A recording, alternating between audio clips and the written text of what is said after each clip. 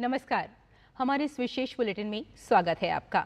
मैं हूं आपके साथ रेशमा और मेरे साथ हैं मेरी सहयोगी बीना सिंह। आइए हेडलाइंस पर नजर डालते हैं। भारत और जमैका के बीच 4 क्षेत्रों में हुए समझौते, यूनाइटेड नेशन सिक्योरिटी काउंसिल सहित सभी ग्लोबल इंस्टीट्यूशन में सुधार के पक्ष में दोनों देश।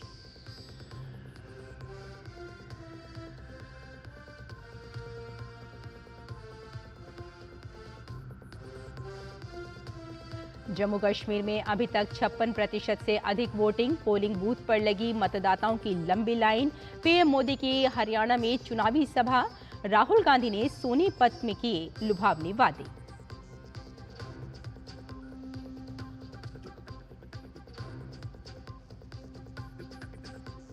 बुलडोजर कार्रवाई के लिए गाइडलाइन तय करने पर सुप्रीम कोर्ट का फैसला। सुरक्षित सुनवाई के समय अदालत ने कहा, धर्मनिरपेक्ष देश में अवैध मंदिर या दरगाह को हटाना होगा, लोगों की सुरक्षा से बड़ा कुछ नहीं।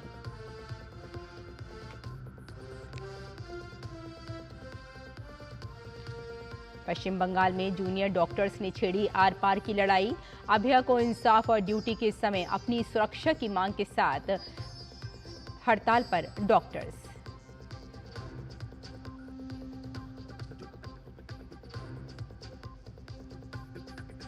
और भारत का बांग्लादेश के खिलाफ टेस्ट सीरीज पर 2-0 से कब्जा। कानपुर टेस्ट में 7 विकेट से दी मात।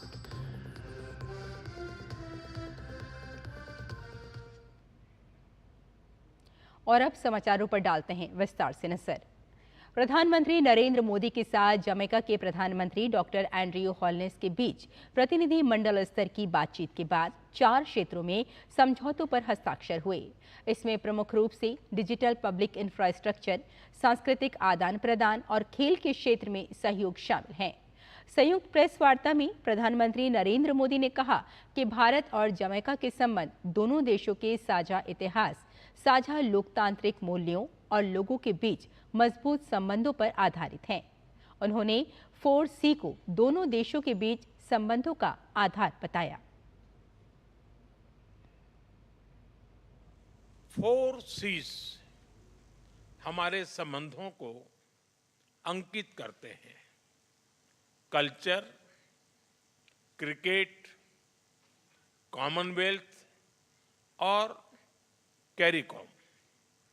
आज की बैठक में हमने सभी क्षेत्रों में अपना सहयोग सुदृढ़ करने पर विचार किया और कई नए इनिशिएटिव्स की पहचान की।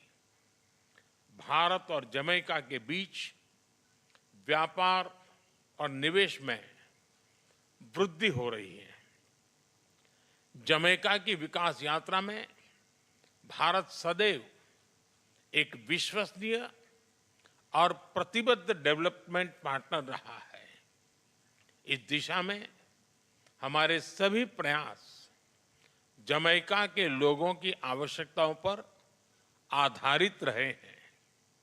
आईटेक तथा आईसीसीआर स्कॉलरशिप के माध्यम से हमने जमैका के लोगों के स्किल डेवलपमेंट और कैपेसिटी बिल्डिंग में योगदान दिया है। वहीं जमैका के प्रधानमंत्री डॉक्टर एंड्रयू होल्नेस ने अंतर्राष्ट्रीय संस्थाओं में सुधार की वकालत की। उन्होंने संयुक्त राष्ट्र सुरक्षा परिषद में 2028-29 के दौरान भारत की उम्मीदवारी का समर्थन किए जाने का ऐलान किया।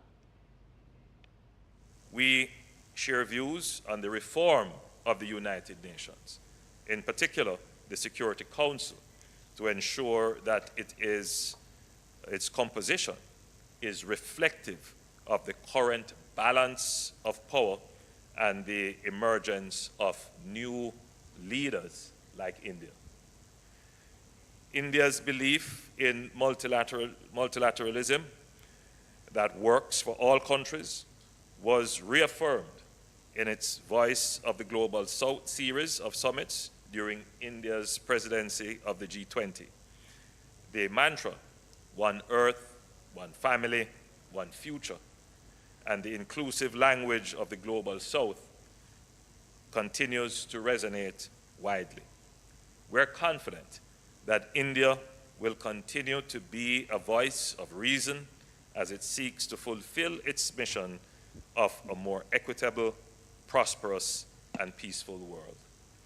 It is within this context that I am pleased to confirm that Jamaica will support India's candidature for the UN Security Council for the period 2028 to 2029.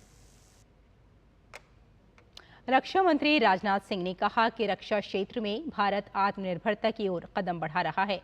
आज नई दिल्ली में रक्षा लेखा विभाग के स्थापना दिवस पर आयोजित कार्यक्रम को संबोधित करते हुए उन्होंने कहा कि रक्षा अधिग्रहण में एक समय भारत को आयातक के तौर पर जाना जाता था, लेकिन आज देश की गिनती रक्षा निर्यातक के तौर पर होती है। राजनाथ सिंह ने रक्षा क्षेत्र के आधुनिकीकरण की दिशा में रक्षा लेखा विभाग के योगदान की सराहना की। उन्होंने इस दौरान सेवा में उत्कृष्टता के लिए विभाग के कर्मचारियों की रक्षा मंत्री अवार्ड से भी सम्मानित किया। इस मौके पर थल सेना प्रमुख जनरल उपेंद्र द्विवेदी, नौसेना प्रमुख एडमिरल दिनेश कुमार त्रिपाठी और रक्षा सचिव गिरिधर अरमाने भी मौजूद थे। एक समय था जब हमारे डिफेंस एक्विजिशन मुख्य रूप से इंपोर्ट्स पर डिपेंडेंट थे। हम डिफेंस सेक्टर में एक इंपोर्टर के रूप में देखे जाते थे, हमारा पैसा बाहर जा रहा था। ऐसे में डिफेंस एक्सपेंडिचर का हमारी इकोनॉमी पर पॉजिटिव इंपैक्ट बहुत ही लिमिटेड था, लेकिन अभी स्थिति वैसी नहीं है। अब भारत रक्षा क्षेत्र में आत्मनिर्भरता की ओर तेजी से कदम आगे बढ़ा रहा है। अब हमारी गिनती डिफेंस एक्सपोर्टर्स में होती है।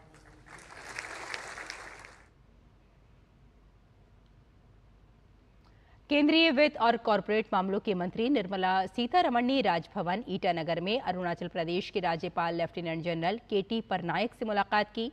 वित्त मंत्री ने राज्य को लेकर दी जाने वाली वित्तीय सहायता पर चर्चा की।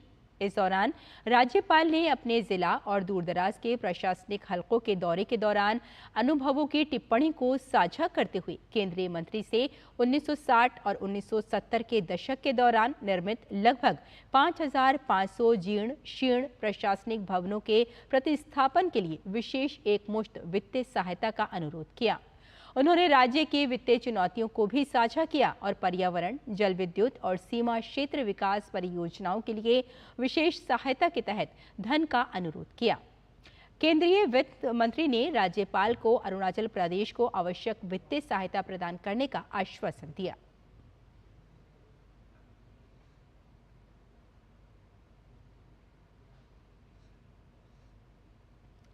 देश भर में बुलडोजर से जुड़ी कार्रवाई पर आज सुप्रीम कोर्ट में सुनवाई हुई। केंद्र सरकार की ओर से दलीलें सुनने के बाद अदालत ने इस अहम विषय पर फैसला सुरक्षित रख लिया है।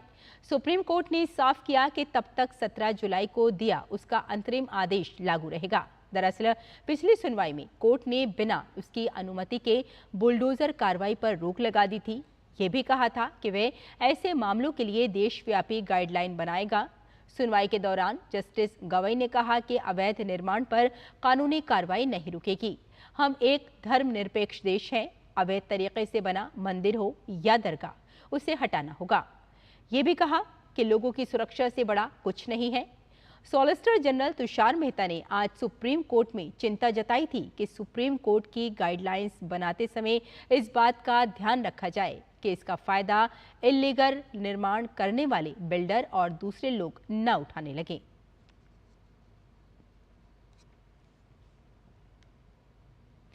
जम्मू कश्मीर में तीसरे और अंतिम चरण का मतदान जारी है। दोपहर 3 बजे तक राज्य में 56.01% मतदान हुआ है। बांदीपुरा में मतदान 53.09% रहा। बारामूला में मत प्रतिशत 46.09 रहा। जम्मू में 56.74%, कठुआ में 62.43%, कुपवाड़ा में मत प्रतिशत 52.98%, सांबा में 63.24% रहा। और हरियाणा में 5 अक्टूबर को विधानसभा चुनाव के लिए मतदान होगा। चुनाव में जीत दर्ज करने के लिए हर पार्टी ने अपनी पूरी ताकत झोंक दी है। भारतीय जनता पार्टी के स्टार प्रचारक और प्रधानमंत्री नरेंद्र मोदी ने पलवल में चुनावी जनसभा को संबोधित किया। प्रधानमंत्री ने कहा कि हरियाणा की जमीनी राजनीति को देखा है। बीते दिनों हरियाणा के अलग अलग क्षेत्र में जनता दर्शन के लिए जाने का अवसर मिला है। आज इस चुनाव की ये मेरी अंतिम सभा है। आपने भी मेरी आखिरी सभा को 4 चांद लगा दिए। प्रधानमंत्री ने कहा कि चारों तरफ भाजपा की लहर है, हर जगह एक ही आवाज गूंज रही है, भरोसा दिल से, भाजपा फिर से। उन्होंने कहा कि कांग्रेस का एक ही एजेंडा है, तुष्टीकरण का। कांग्रेस ने दलितों, पिछड़ों का आरक्षण धर्म के आधार पर अपने वोट बैंक में बांट दिया। यही कांग्रेस है जिसने अनेकों स्कूल, कॉलेजों, यूनिवर्सिटियों को माइनॉरिटी संस्थान घोषित कर दिया। जो पहले माइनॉरिटी नहीं थे, अच्छे खासे कानून नियम से चलते थे, लेकिन उन्होंने वोट बैंक के खातिर ऐसे हजारों संस्थाओं को माइनॉरिटी बना दिया। इनमें क्या हुआ?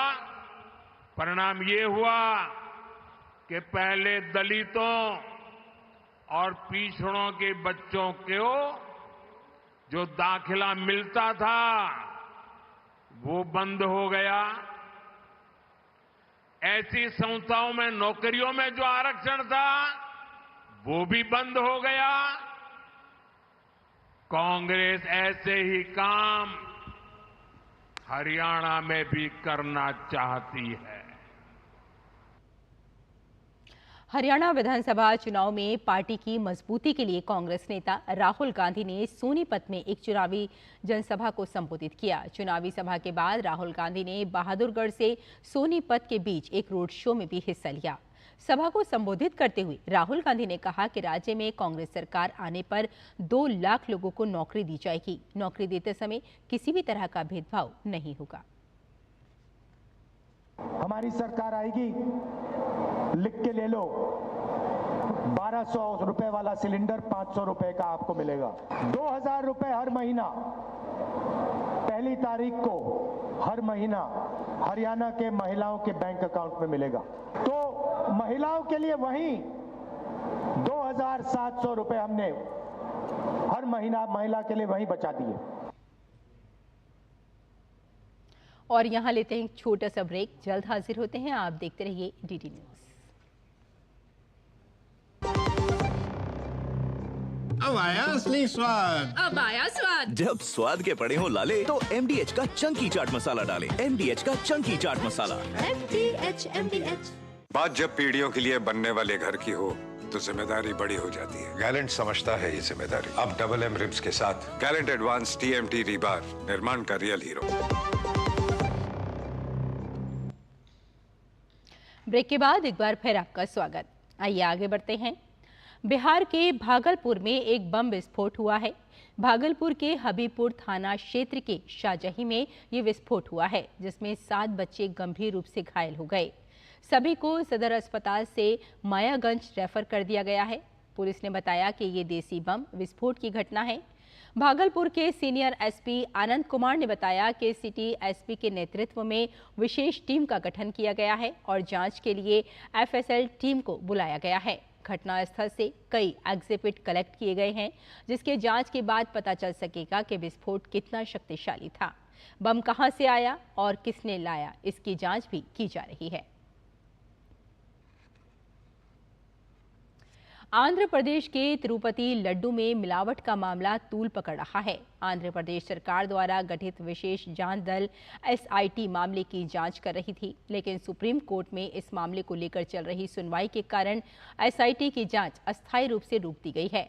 आंध्र प्रदेश के पुलिस महानिदेशक द्वारका तिरुमाला राव ने एक बयान में कहा कि सुप्रीम कोर्ट में चल रही सुनवाई के कारण SIT जांच 3 अक्टूबर तक निलंबित रहेगी। There is a petition filed in Honorable Supreme Court about the constitution of the sit. So some arguments went on yesterday. So we've been informed to stall the further proceedings for till 3rd, that is till tomorrow, the day after tomorrow. So our team has come, headed by an IG. Yesterday, day before, they went around various places of TTD, the procurement area, the sample collection area and all that. And they have collected a lot of information. They have examined some people, recorded their statement. In the meantime, yesterday evening, we were informed that the Honorable Supreme Court said that you hang on for some time. So in adherence to the Supreme Court order, we have stopped for the time being. और आइए बात करते हैं बंगाल की। आखिर मुख्यमंत्री ममता बनर्जी की ऐसी कौन सी मजबूरी है कि वो जूनियर डॉक्टर्स के साथ बातचीत को सकारात्मक ढंग से सुलझा नहीं पा रही हैं। दरअसल आज फिर एक बार जूनियर डॉक्टर्स ने काम बंद कर दिया है। देखते हैं कि आखिर वो कौन सी मांगे हैं जिन पर सरकार ने वादे के बावजूद अभी तक काम नहीं किया है।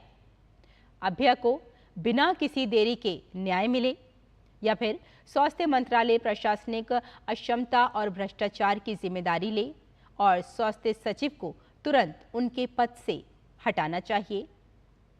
राज्य के सभी अस्पतालों और मेडिकल कॉलेजों में तुरंत एक केंद्रीकृत रेफरल प्रणाली लागू की जानी चाहिए। प्रत्येक मेडिकल कॉलेज और अस्पताल में खाली बेड के बारे में ऑनलाइन जानकारी के लिए मॉनिटर स्थापित किया जाना चाहिए। प्रत्येक कॉलेज के आधार पर जूनियर डॉक्टरों के निर्वाचित प्रतिनिधित्व के साथ टास्क फोर्स का गठन किया जाना चाहिए। अस्पतालों में पुलिस सुरक्षा बढ़ाई जानी चाहिए।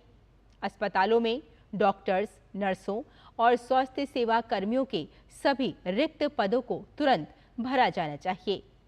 धमकी देने वाले सिंडिकेट में शामिल लोगों की जांच करने और उन्हें दंडित करने के लिए प्रत्येक मेडिकल कॉलेज में जांच समितियां स्थापित की जानी चाहिए। हर मेडिकल कॉलेज में छात्र परिषदों के चुनाव तुरंत करवाए जाने चाहिए। सभी कॉलेजों को RDA को मान्यता देनी चाहिए। पश्चिम बंगाल मेडिकल कॉलेज और पश्चिम बंगाल मेडिकल बोर्ड में व्याप्त भ्रष्टाचार और अराजकता की तुरंत जांच होनी चाहिए। अगली खबर की ओर चलते हैं। भाजपा प्रवक्ता रविशंकर प्रसाद ने कर्नाटक में मुडा घोटाले और सिद्धार्थनगर घोटाले को लेकर कांग्रेस अध्यक्ष मल्लिकार्जुन खड़गे और कर्नाटक के सीएम पर हमला बोला है। उन्होंने कहा कि जमीन घोटालों से जुड़ा कांग्रेस का इतिहास पुराना है। क्या कांग्रेस पार्टी के नेता प्रॉपर्टी डीलर बन गए हैं? रविशंकर प्रसाद ने इस मामले में कांग्रेस से निष्पक्ष जवाब मांगा है। कहीं पड़ोसी हरियाणा में हुड्डा जी की डील होती है, अभी सिद्धारमैया का मुडा का डील चल रहा है। क्या हो मुख्यमंत्री, उनका परिवार, क्या हो राष्ट्रीय अध्यक्ष, उनका परिवार, और पूर्व में तो दामाद बाबू की चर्चा बहुत हो चुकी है। कांग्रेस पार्टी की सरकारों को लैंड डील से इतना प्यार क्यों है? क्या कांग्रेस पार्टी के कुछ नेता प्रॉपर्टी डीलर बन गए हैं? ये बहुत गंभीर सवाल है। खड़गे साहब हमारे प्रधानमंत्री पर बहुत बहुत सवाल पूछते हैं, राहुल गांधी पूछते हैं, उनको पूछने का अधिकार है। आज हम अपेक्षा करेंगे कि इसका उत्तर दिया जाएगा, ईमानदारी से, प्रामाणिकता से और पारदर्शी तरीके से दिया जाएगा। असम के मंत्री पीयूष हजारिका ने भाजपा कार्यकर्ताओं के साथ असम के मोरीगांव जिले में प्रियांक खड़गे के बयान के विरोध में एक रैली निकाली। दरअसल कांग्रेस नेता प्रियांक खड़गे से असम में सेमी कंडक्टर यूनिट स्थापित किए जाने को लेकर टिप्पणी की थी। खड़गे ने कहा था कि चिप डिजाइनिंग क्षेत्र में 70% प्रतिभा कर्नाटक में है। इस बयान के बाद भाजपा लगातार कांग्रेस पर हमलावर है। भाजपा ने खड़गे पर असम के अपमान का आरोप लगाते हुए प्रदर्शन किया।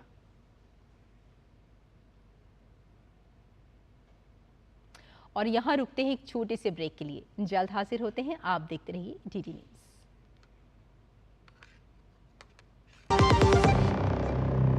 MDH का किचन किंग किचन में हो तो हम सब कुछ बना सकते हैं। बैंगन का भरता, आलू गोभी, भिंडी मसाला और भी बहुत कुछ।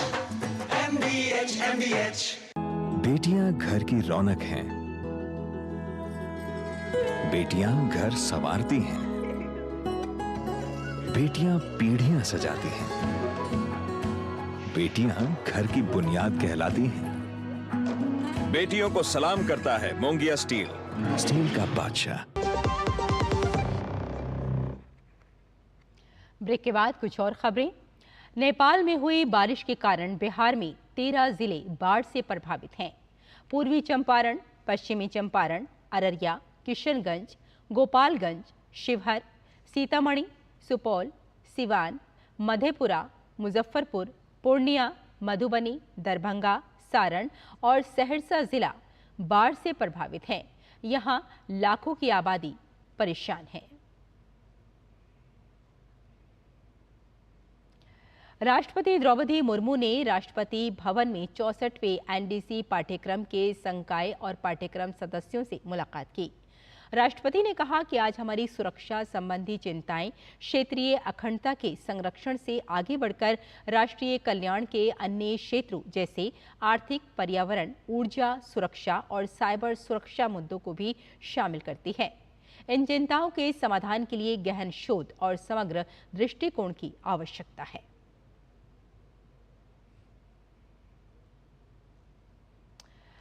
और बधाई उन्होंने अपने सोशल मीडिया हैंडल एक्स पर भी लिखा है। लिखा कि पूर्व राष्ट्रपति रामनाथ कोविंद जी को जन्मदिन की हार्दिक शुभकामनाएं। आपके मार्गदर्शन में देश सामाजिक समरसता व सभी वर्गों के कल्याण के महत्वपूर्ण कार्यों का साक्षी बना। आपकी सादगी और देश के विकास के लिए प्रतिबद्धता प्रेरणीय है। ईश्वर से आपके स्वस्थपूर्ण दीर्घ जीवन की मैं कामना करता हूँ।